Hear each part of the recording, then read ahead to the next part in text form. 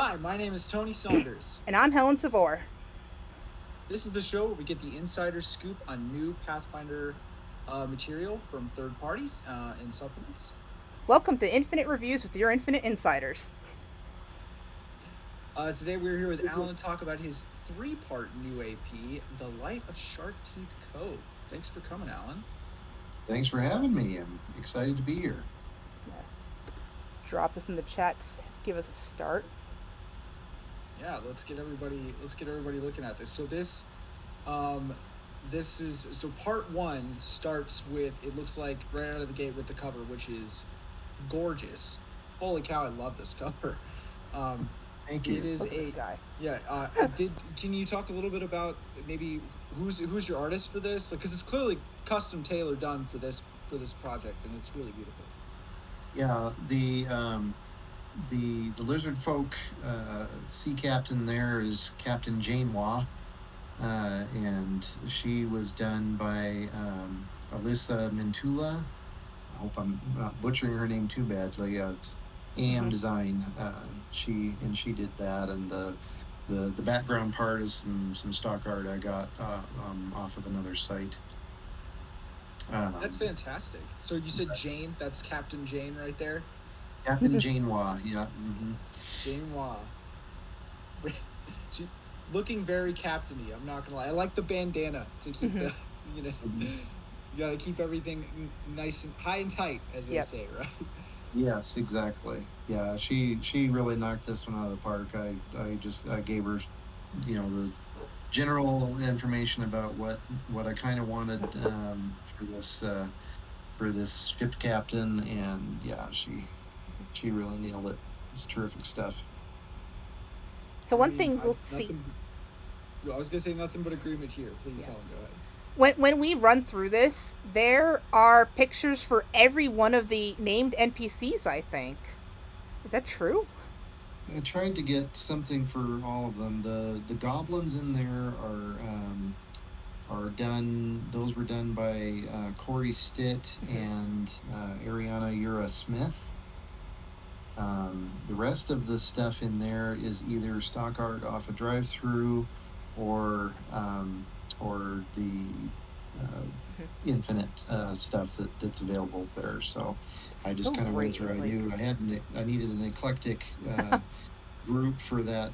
This particular ship, which is it's kind of tangent to the adventure itself. It's not something that you have to use, but I wanted to provide this for GMs if just as something else, and also something they could carry forward beyond the adventures with their party if they wanted to. So it's just so nice as a GM to have that visual. 'Cause it's always like, what's this person look like? Like, I don't know. So that was something that just felt very nice for GMs when you're looking at this. I think GM friendly is what I aim for in any adventure I write. So yep. I think you've definitely succeeded. I mean, like, not only do the chapters flow really well to kind of tell a story with the adventure, but I feel like the visual narrative also kind of corroborates that same story.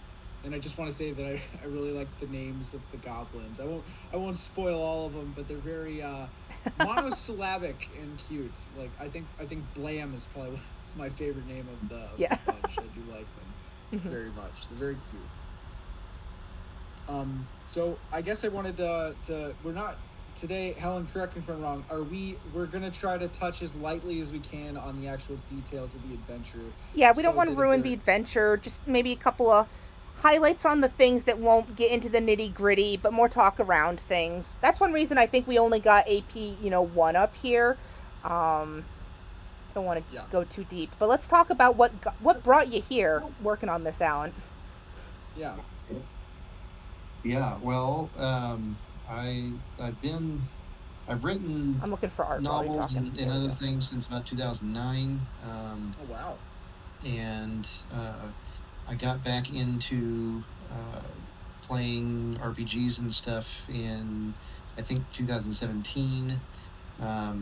Being an empty nester at that point, or at least mostly empty nester, I just thought, well, what the heck? Let's go get back into this thing that I was doing back when dinosaurs walked the earth in the 80s and 90s, and got back into 5e actually originally, but we had this some sort of strange event that happened in January this year, and I don't know. Yeah, that'll Anyway, do it.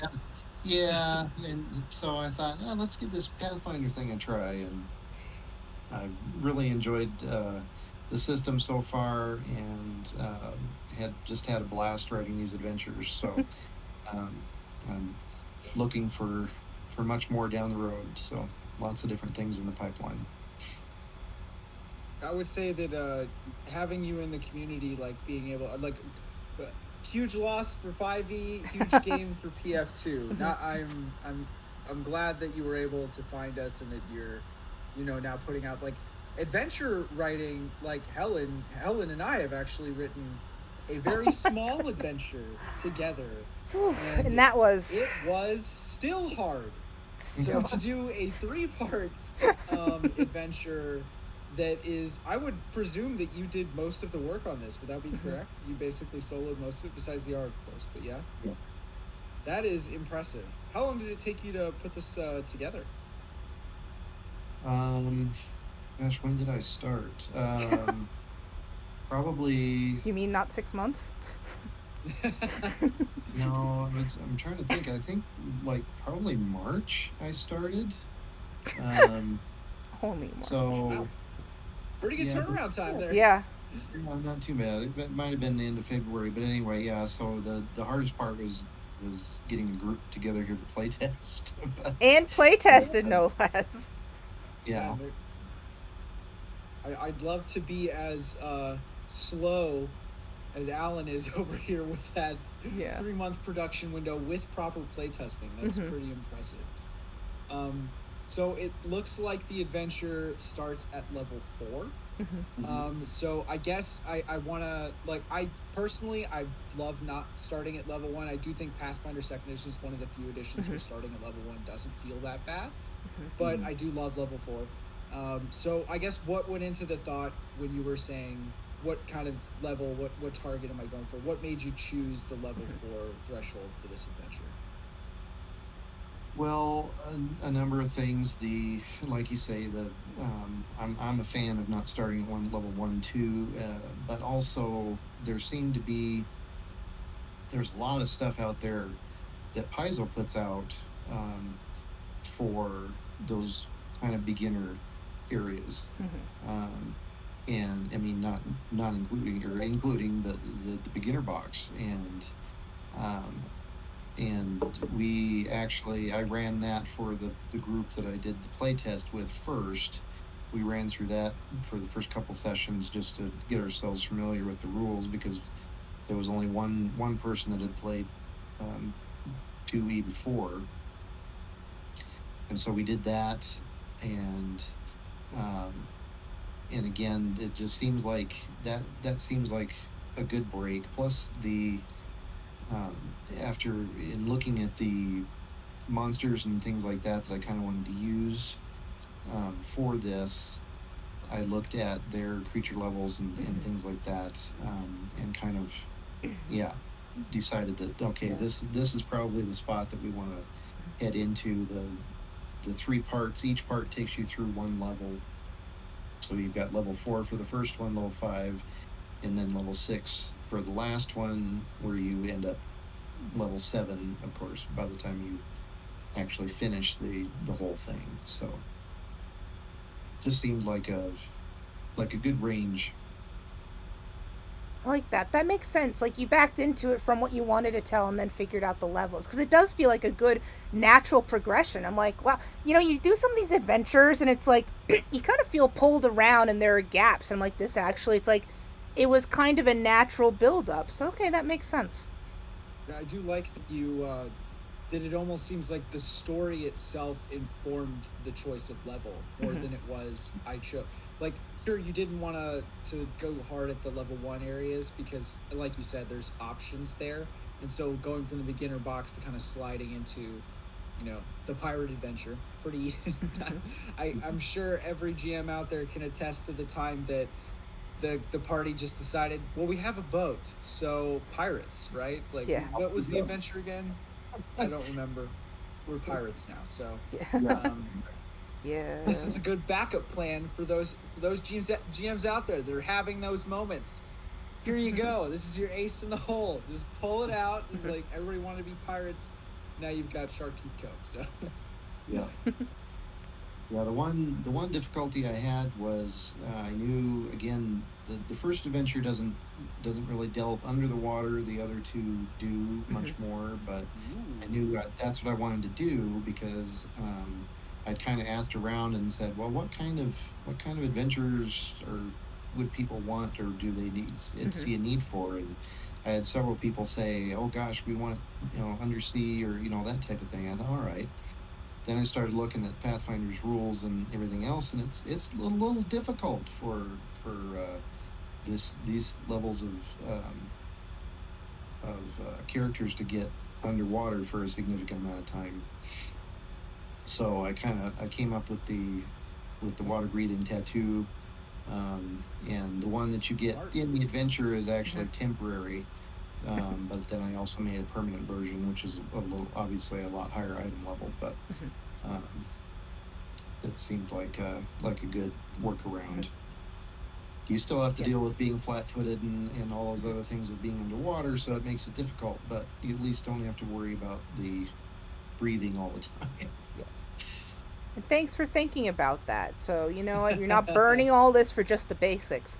And I'm not going to pull those up because when we get into book 2 and 3, it gets more spoiled. But you kept repeating it here and there where it was very, very clear you need to remember it for the GMs. These are the rules at these parts you need to remember for the movement and the combat. So, lots of great GM clues. You wouldn't have to go back and put on a sticky, oh shoot, what do I got to do?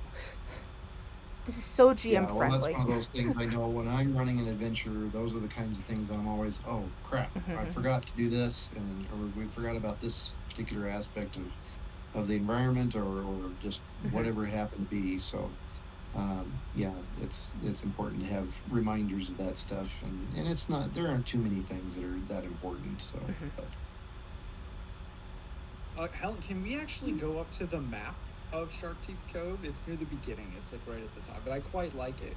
And there's some key. It looks like it shows off some key locations for the adventure. Yeah, you just had it. It was a little bit further up. It's the big pirate map looking Oh, you want one the at the pirate very map one? start. Okay. Yeah. The one at the it's right there. That's the Okay. one. I quite like this because it gives you kind of like some good ideas about where, like where we might adventure to, right? But there is one. So there's the Master's Domain, which curious. Like I'm almost getting like Water Temple vibes there. Oh, jeez, The no. Rift, ominous. Devil's Lair, Kelp Field, Pearl's Rest, great name. Shipwreck, rather on the nose. But then you have Horrick, and then in the top left we have a little friend. I don't know. I'm not quite sure. I don't know. I caught him just a little bit. He's got quite the bulging eye and some four tentacles. So I'm assuming that's just a friend that we're just gonna meet along the way. That's my yeah, theory.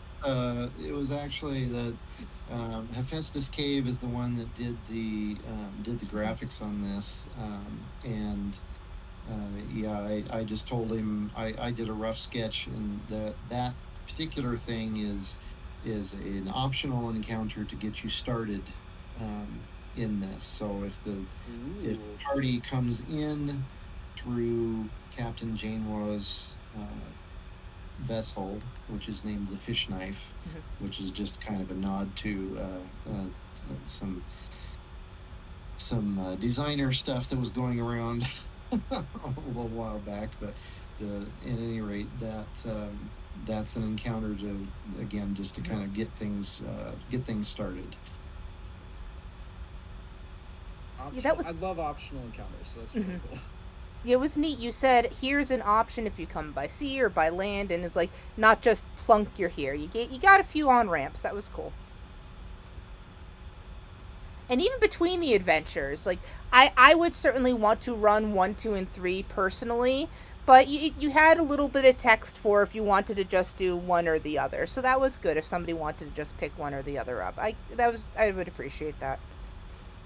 Yeah, originally, when I started writing, I was thinking I was going to just release it as one Mambo thing, and then talking with people and thinking about it myself, realized it would make more sense for people to be able to have it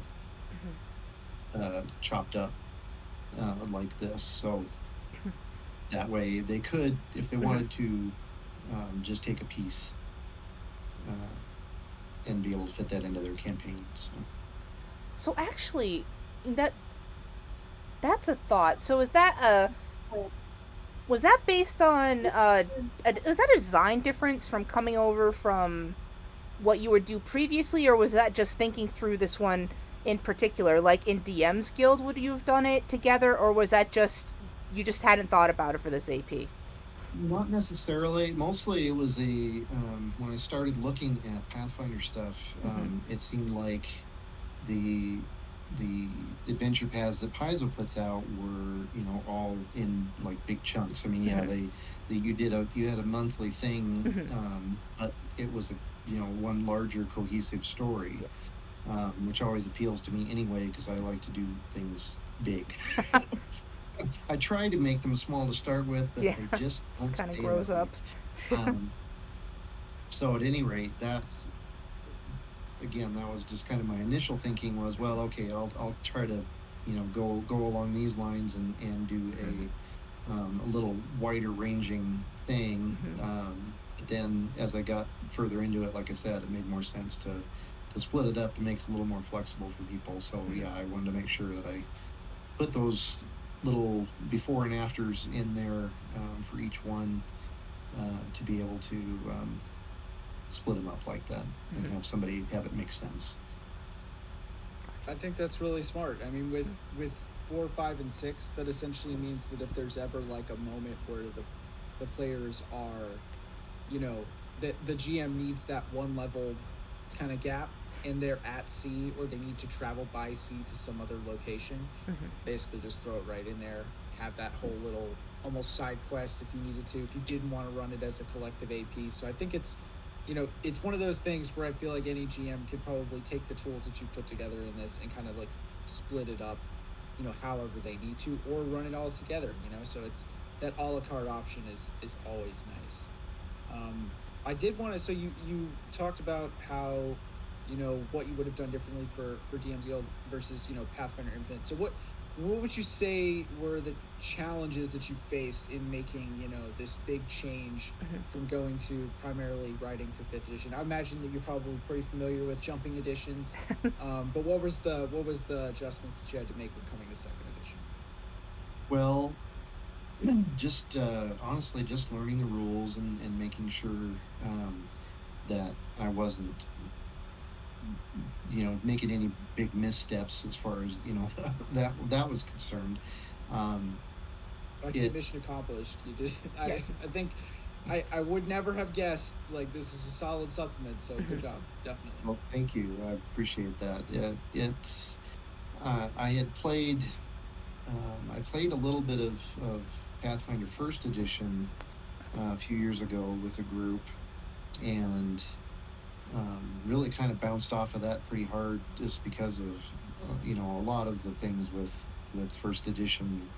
Um, you can it's pretty easy if you don't know what you're doing to go in and make a character that just doesn't work very well. Too you know true. Yeah. when we get into the higher levels and things like that, and then picking up second edition, I just realized they fixed so much of that stuff, but still kept so many character options and things that people could do, types of things, types of characters they want to make. And um, there are, and I'd say one of the biggest things differences between it and 5e is there's a lot less um, nebulous, shall we say, things. 5e, in a lot of places kind of just says, well, just take care of it at the table, which can be fine for some things, but it's really nice to be able to have a fallback to be able to say, okay, well, this is there is a system for this, Hmm. particular thing, whatever it is. Um, and so let's use that. But um, it was yeah, just drinking from the fire hose of all the rules and the lore and Hmm. everything else was that was the toughest part, really, to try to cram into into a short period of time to get it going. But a story is still a story, so regardless of what vehicle you're using to tell it, it still can work. So That's true. I think you've got a fun story here. Um, Maybe depending on how we have time, I might ask you to just tell us more about the village of Horrick. Like I don't want to spoil this, but there's it's just kind of a fun little place. It's fun to just go visit, maybe. yeah, well, Definitely. that was the idea for that for Hmm. sure, was to just make a little sandbox Hmm. for the characters to play Yeah. in to begin with, and then get into more serious stuff later on. So I guess at a more abstract level, what I found really neat is that it wasn't just about battle, and I'm not saying all others aren't, but you found some creative ways to bring in different challenges or really interacting with the community. Just yeah, okay. There's no, I don't want to remember what's coming up, but it all felt like legit things. We're using skills, we're using capabilities, we're interacting. Not, and you do see those in other things, but it just flowed really well with the story. So you're gonna have chances for your characters to do different stuff in this. So it was nice. Okay, way too high level. I don't want to spoil Well, I okay. was gonna say that I do think that Alan, you did a really good job with kind of exploring mechanics that are, how do I say, like a logical follow up to the beginner's box, because the beginner's box does such a good job of taking players through a majority of the mechanics that they're going to encounter in the game. But as you kind of pointed out, doing things underwater and in water is a little bit of a different kind of ball it. game when it comes to like how things run, holding your breath, fighting with certain weapons underwater. Like, I know that people have often had, mixed opinions on Underwater Marauder as a skill feat. I can tell you it'd be my first choice in an adventure like this. So I would be If all you knew about it. going in, if you knew Yeah, I going in what mean, you were doing, absolutely. so I think that the fact that you're actually doing cool things with being underwater and having people, like giving them the tattoo, sure they can breathe underwater, right? That's an advantage, right? But having the ability to breathe underwater is really only half the battle, as you pointed out, because your movement is much slower when you're swimming, unless you're running something like an Azuketi or something like that. So I do think that it kind of gets a little bit more explorative on rules that don't often see as much play unless you're in that kind of naval campaign. So I do appreciate that you're exploring new territory with the adventure and kind of almost teaching people how to play in an underwater adventure. Look at that awesome kraken taking down the I'm sorry, ship. I just realized we're on the same graphic. Let's show off some of this art. Yeah, it's really pretty. And there's a lot of it in here. Like Yeah. this, it's the layout is also really well put together as well. Like it's very colorful and bright.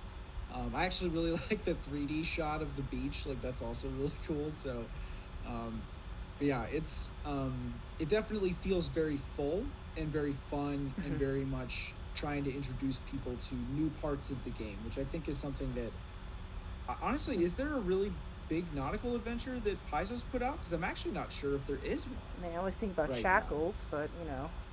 Well, Shackles, isn't that still first edition though? Because Oh I don't yeah, think no, that nothing there. in second. No, not at That's what I all. was gonna say. I don't think there's a second There will be no edition. pre-mastered adventure for the for C.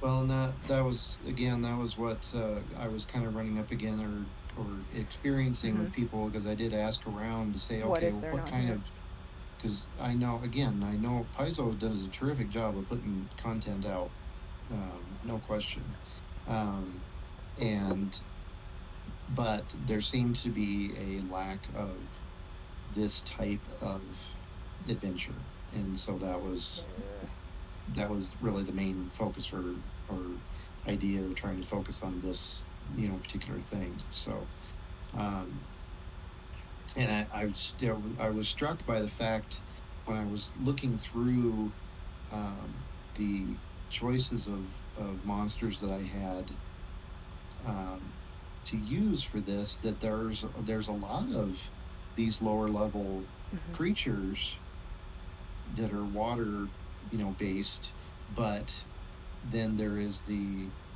hurdle of, well, how do we get to them? And so Hmm. it didn't make a lot of sense, and that's why I landed on, like I said, trying to, well, we'll give the characters a way to breathe under there, but then they still have to take care of all these other things. But that at least makes it a little more reasonable for most parties. So I would definitely say not drowning is a key element to being able to yeah. to participate in all the fun stuff that you can kind of do here. Not drowning. There Yeah, not drowning. 10 out of 10. um, Gosh, I should would have you just taken say? some arts I mean, Alan, what would you? How would you pitch this adventure Yeah. to someone, Alan? Like if somebody is looking for something to do, like they're like, give me what's the elevator speech, right? On getting somebody to choose this adventure.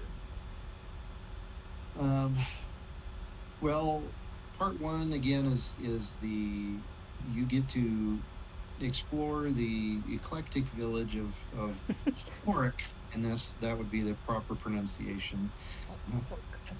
Oh, Horrick. you Or you feel like Or, you have to spit or, after you or. say it.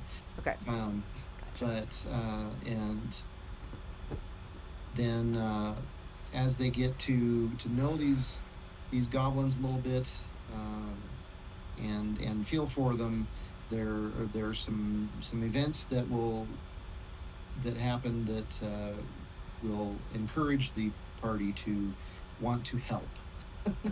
I guess would be the way to go about that there, and that help involves diving under the waves. But it takes a little bit of work to get there as well. So those tattoos don't come easy. Yeah. You make them work for it. Just everything led Mm-hmm. to something. It's like, okay, you see in the back of this one, and it's in the player section, so it's okay. Okay, we're gonna get underwater tattoos, and you're like, oh, they're not gonna just get them. Even when they're on the clock. Small Mm-hmm. spoiler, but still. And you handle that, and like so many things, it's like, okay, you're on the clock, and it's just the to nick of time. It's like, oh no, you have guidance. This happens here. This happens there. This happens. Like, I love this as a GM. Well, again, that's it's all about, honestly, it's all about telling a story, Hmm. and giving the GM the tools to be able to do that well, and hopefully easily. Uh, but I think my background experience with novel writing and Hmm. doing those other things, I think is really helped with my adventure writing as well, just because I can I understand the need for that that progression that makes sense, and to be able to carry that through. I mean, the as a GM, you're telling a story, but it's also the players need to be able to have Hmm. that input in there as well, and that's really the important balance to try to strike Yeah. with any adventure that you write. It's collaborative Absolutely. storytelling.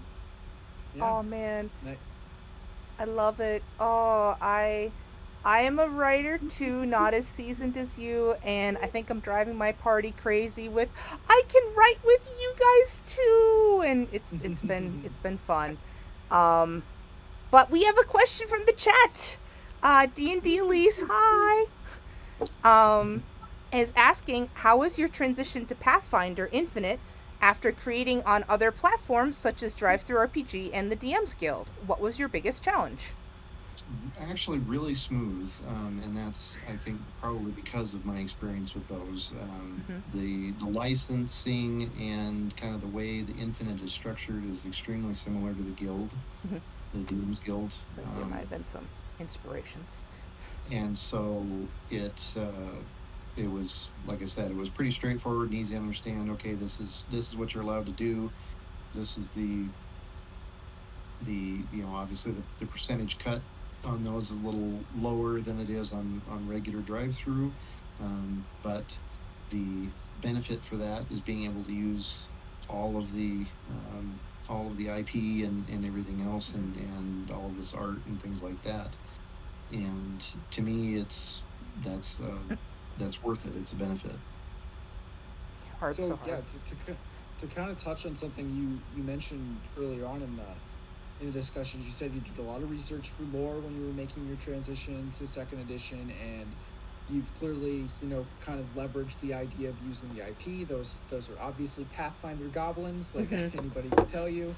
Um, so the adventure itself, is it taking place kind of in an area, like where would you say this is in terms of Galarian? Like I would imagine that you've created like a little bit of a sandbox where people can kind of splash this anywhere, but where did you envision Sharkteeth Cove taking Yeah, place? it's I've got, if you scroll up there a little bit, Okay. there's actually one of the intro sections. I don't remember. Should be, Village of Horrick. yeah, probably the next page. There you go, Sharkteeth Cove, and um it's where I set it, at least in Galarian, is the shackles, Okay, um, and the pretty cove logical place to itself. put it. Yeah, and the cove itself was originally used by pirates, but that band of pirates got lost in the eye of Abendago, or however you Mm-hmm. say that. I say a And Bendigo, but that's Bendigo. Bendigo. I don't Oh, know there you how go. it's supposed to be said at Yeah. all. Yeah. Once they At put any out a rate, and so pronunciation guide. then, Whew. yeah, the goblins found it, and they were fishers, and so they just plopped themselves down and used some of the resources that the pirates had left there, and made their little home. I just want to point out that anybody that's GM'd for Pathfinder Second Edition for APs, bounties, things like that, the structure of how the areas are broken down and the way that the AP is written is pretty analogous to things that you've already seen. So you will not be a fish out of water when you read this supplement. Yeah. So I mean, I think you're gonna see some pretty natural tendencies. So Alan, I really appreciate you. I mean, You did say this was GM first, and it definitely shows. But I just want to, since we don't want to spoil too much, I'll at least tell GMs yeah. you can expect to read pretty similar structure in terms of how Yeah, I it know. I've been consumes the zooming. adventure. Yeah, we got to keep it zoomy to keep the spoilers to Yeah. to a low. But Yeah, And in and, space. and I did also, with the PDF, it's clickable. Yeah, All that's the true. sidebars all work to get you into the various pieces of it. I There's did also, not know that. But Yeah, that it's is, I just nice. tried it. That's really nice. That's super nice. and Very appreciative. all of the creatures that are not original to the adventure. I have links. You Ah, can click on them and the links, and they take you to Archives of Nethys. Um, Able to jump to individual, being able to get to the creatures like stat blocks pretty usefully. Like yeah. so, that's a It's nugget. That's clickable. definitely a nugget for GMs. Definitely. So if there's, I'm reading one of our notes. If Yeah. there's something the goblins love more than spicy food, it's singing and bad singing. So, can we expect a song, or GM's gonna have to come up with their own shanty tunes to hum while at the table? Oh 'Cause no, I that's will for the do both. players. yeah, they'll Oh, have. is it? Yeah, the players. That's one of the social encounters, and And gone. the Okay. Let me find some goblins while we talk about that. Yeah, there's a couple of cute social encounters. yeah, Let's look one at Blam and Pop while we talk about that. yeah. Well, that's what Pop. Pop is Blam's son, Yeah. and Pop wants to be See? a singer, and he's actually quite good, and he performs quite often at the tavern, the Rot No Gut, good. that is there, and but Blam doesn't want him to. He wants him to follow in his footsteps, and um, make bombs and be a shopkeeper. And so there's some interactions there, but that contest, there's a contest at towards the end at a birthday party where there's a couple of things there with some hot sauce, and then the singing competition. So it's I just some am fun stuff. I'm tempted to lift just that part and throw that in my Edgewatch campaign, like completely out of context. I've got the Yeah, players no, that would love to do I that. feel like that's a gem that you can take and put anywhere. Like Yep. it's basically Hot Ones and The Voice just mushed it. You know, just like run it wherever you want. Like Hmm. who doesn't want to have like a spicy contest alone had my interest because that's just a fun little Hmm. thing. Like I Yep. feel like eating competitions are just vastly underutilized in the adventure market right now. So it's cool Yeah. to see one of them. So I guess without coming too close to getting into the spoilers, how often can a player expect to see a social encounter versus like a combat encounter? Like, what kind of a adventure or GM's going to expect here? Is it a lot of, like Yeah. where is the mix? Did you blend it? Where, when is what? It is a little different from part to part. Hmm. Part one definitely has more of these social Hmm. encounters than the other two, although there are ways in the second and third, well, mostly in the second adventure, to be able to um, not, if you have a party that is not just swing first, ask questions later, that's going to be good for them. But you can still run it that way too if you want. But the first adventure, the level 4 adventure, definitely has more of the social aspects. Again, Hmm. it's just a little more lighthearted and fun to be getting into it, Hmm. to learn about the goblins in the village and that sort of thing, and then things get a little more serious and tense as the adventures progress. So, So actually, as we ramp up to the later one, I noticed and appreciate you do have some content warnings coming up there, and I was kind of curious. Have you ever, if you're willing to share, have you ever tripped into those issues as a player, as a GM? Did you ever run into that where you had to experience that? pardon me, I have not personally, Okay. but I know many who have, Okay. and it's definitely.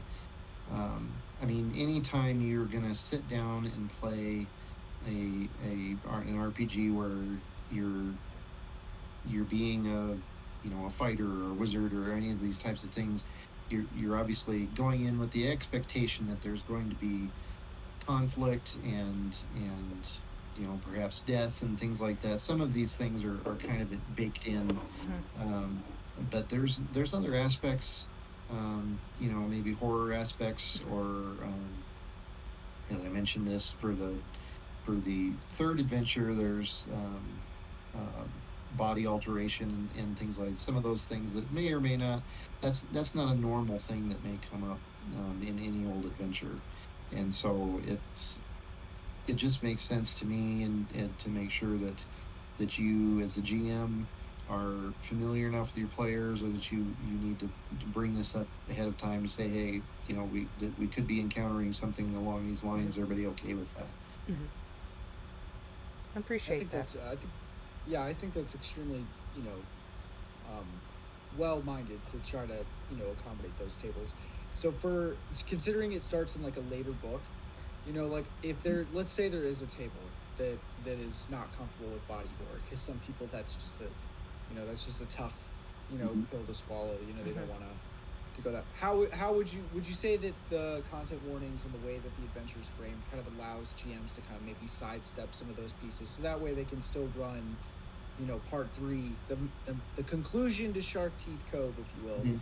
um, Yeah, without losing too much. you could absolutely run it without those elements.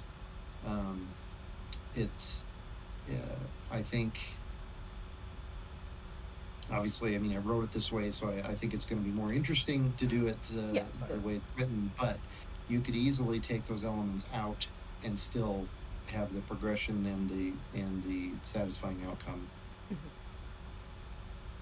I mean, to be fair, I mean, I do really like body horror stuff. Like, I think that's slips right. I mean, Yeah, at Team Flesh Plus, we Forge do that Tamer, stuff. Tony, Yeah. did you like that Yeah, at all? I was gonna Yeah. say, like, Helen and I have dabbled Yeah. with body horror. It's fun.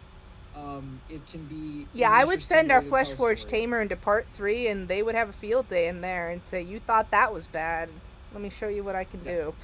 I'm imagining like a lot of character concepts that really kind of work in this adventure. So I guess, Alan, I mean, not to set the stage for everybody to just pick the same party every time. Oh. But what do you think the best 4 to run into this adventure would be, in your opinion?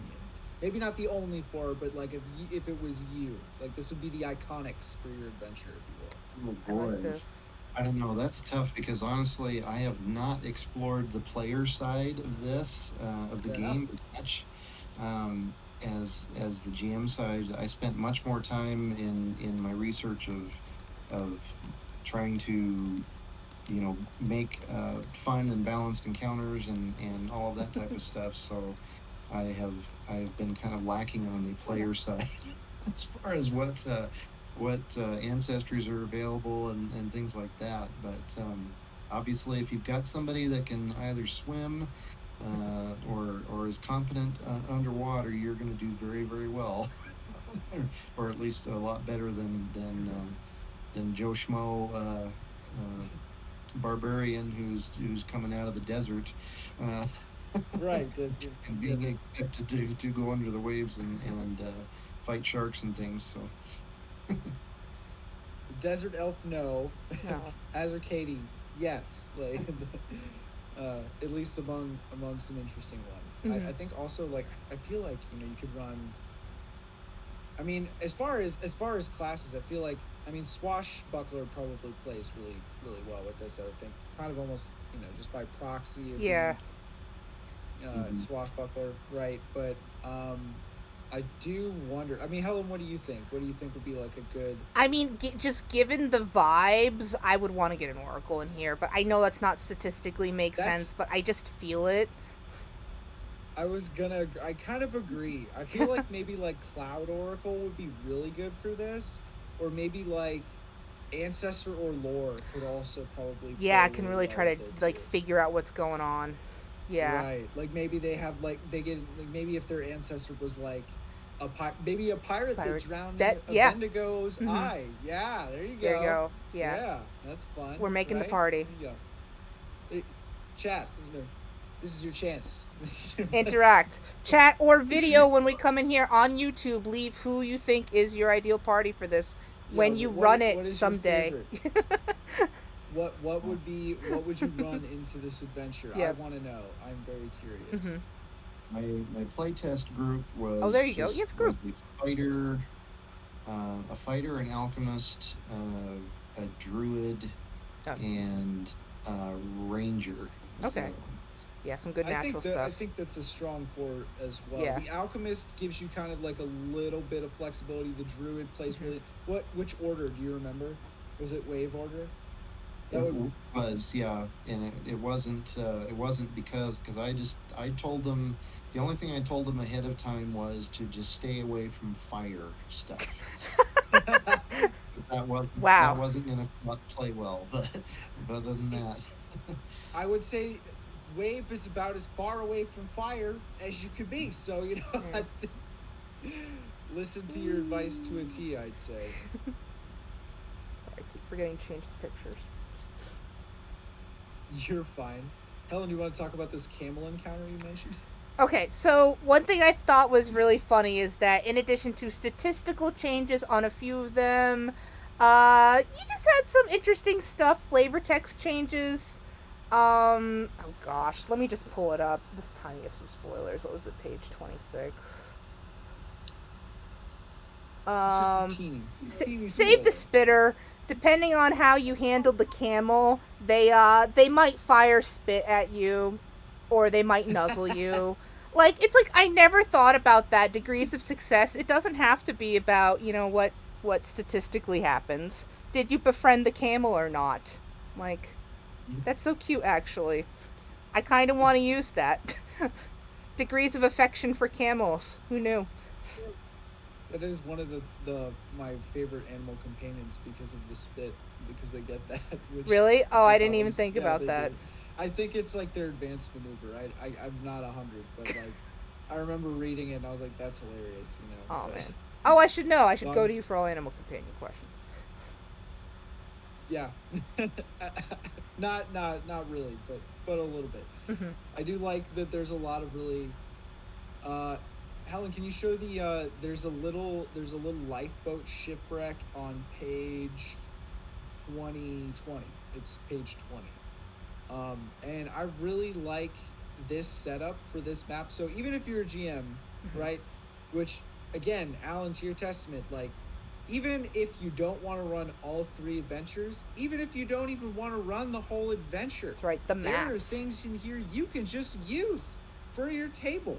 So if you're looking for value, like you just get maps. You just get maps Mm-hmm. that you could probably use in any situation at all that you just happen to have something like this where you can just drop it on the table in Foundry, right? Or put something up on the screen, Mm-hmm. instantly have like a go-to spot where you can slash a grid on this Mm-hmm. and you just run it. And I love that this is basically giving you a lot as well as the adventure. And it's chopped up in such a way that basically you don't have to come in and basically run the adventure tomorrow to get value out of this. There's good mechanics, there's NPCs you can use, there's maps, there's art. Like it's got a lot going for it. So Mm-hmm. I appreciate that it's basically one of these, I don't know, very full Thanksgiving dinner adventures in a way. Like there's something on the table, just get you a plate. Yeah, you're a little sleepy after this. It's Appreciate it's that. full. I enjoy. I used all of the maps were made in Dungeon Alchemist, which I did. I got in on their Kickstarter. I don't know, it was a couple of years ago, and then it came out last year. And they're still adding stuff to it, which is great. But they also have an export feature where and I've included these in the product as well. They'll export for native to Foundry, Mm-hmm. Roll20, and Fantasy Grounds Unity. Nice. Oh, And that's so very nice. those It's Dungeon are Alchemist. Mm-hmm. included, and I have Avery from the Discord is working on Foundry Foundry integration. modules for Mm-hmm. these. The first one is just Classy, about done. We're classy. waiting on the version 11, I guess it is, um, Oh gosh. Oh wow. compatibility Good with luck. I'm Pathfinder not stuff. touching it. We're gonna try to wait for it. If not, we'll update it later. But um, so those will be out in the coming weeks, and you'll be able to.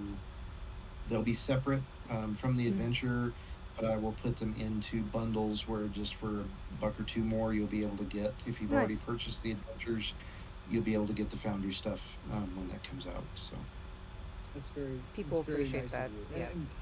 And Avery from Mercenary Yes. Marketplace does really strong Foundry Oh work, my like a god. really really talented dev. And so I'm pretty excited to hear that Avery's doing the work because that's probably going to be like a pretty comprehensive Mm-hmm. Foundry module. So that's very cool.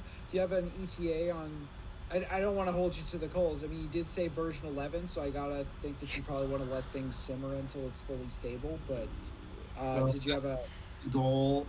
If we, like I said, the part one is finished, uh, and we just decided we talked about it and decided, well, we don't want to put it out and then have to update it, a couple 3 weeks later again. So we're gonna try to wait, but if it's gonna be a little while, we'll go ahead and start putting those out. But I would say, um, I know, well, I would hope by the end of the month, Nice. um, we'll be able to have those out. Something to look forward Fun.